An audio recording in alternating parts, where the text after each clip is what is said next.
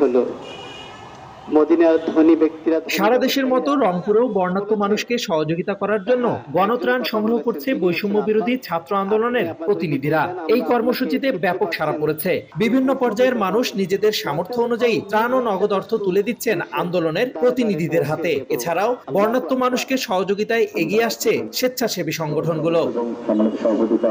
শনিবার বিকেলে নগরীর টাউন হল শহীদ মিনার চত্বরে রংপুরের স্বেচ্ছাসেবী সংগঠন বাংলার চোখের পক্ষ থেকে বর্ণাঢ্যদের জন্য অর্থ সহায়তা প্রদান ও দুর্যোগ মুক্তি কামনায় দোয়া মোনাজাতের আয়োজন করা হয়। পাশাপাশি বর্ণাঢ্যদের সহায়তায় রংপুর রয়্যালিটি গ্রুপের পক্ষ থেকে স্বেচ্ছাসেবী সংগঠন বাংলার চোখকে ৩ লক্ষ টাকার চেক প্রদান করা হয়। সকল ধর্ম বর্ণের সকলকে নিয়ে আমরা মোনাজাত পরিচালনা করেছি। সেই সাথে আমরা যারা তরুণ, আমরা এই দেশের দায়িত্ব নিতে চাই বা চাওয়ার মানসিকতা নিয়ে যারা দীর্ঘদিন ধরে কাজ করে আসছি, আমরা এই যে আমাদের যে মানুষগুলো পানিবন্দী হয়ে উঠেছে তাদেরকে রক্ষা করবার জন্য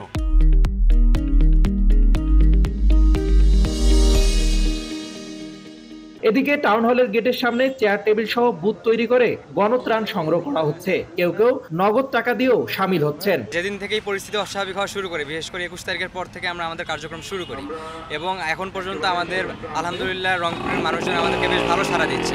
আমরা রংপুর টাউন হলের সামনে আছি। আমরা প্রতিদিনই সংগ্রহ করছি আপনার শুকনো খাবার, ওষুধ, স্যালাইন ইত্যাদি। কুমিল্লা সহ বাংলাদেশের যে জেলাগুলো আছে চেষ্টা করব সেখানে সঠিক জায়গায় যেন ত্রাণটি পৌঁছে। বিশেষ করে বন্যা পরবর্তী সময়েও দেখা যায় যে পুনর্বাসনের ক্ষেত্রেও একটি বড় সংকট থাকে।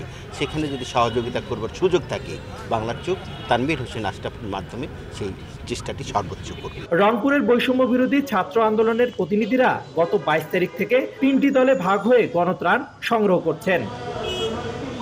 রেদওয়ান হিমেল, সময় সংবাদ, রংপুর।